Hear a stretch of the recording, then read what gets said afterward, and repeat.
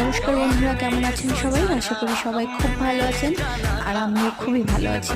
রেসিপিটাকে দেখে খুব ভালো লাগছে, তাই না? দেখতে খুবই সুন্দর লাগছে। তাহলে দেখতে এতটা সুন্দর লাগছে, খেতে কেমন হবে ভাবুন। আর সত্যি বলছি, দুর্দান্ত হয়েছিল, খুবই টেস্টি হয়েছিল। আজকে বাজার থেকে আমি বেগুন নিয়ে এসেছিলাম, বেগুনগুলো দেখতে খুবই সুন্দর। তো বাবাই দেখে বললো যে মা, বেগুনগুলো কি আস্ত রান্না করা যায় না? আমি বললাম কেন রান্না করা যাবে না, খেলে তো সব কিছুই খাওয়া যায়।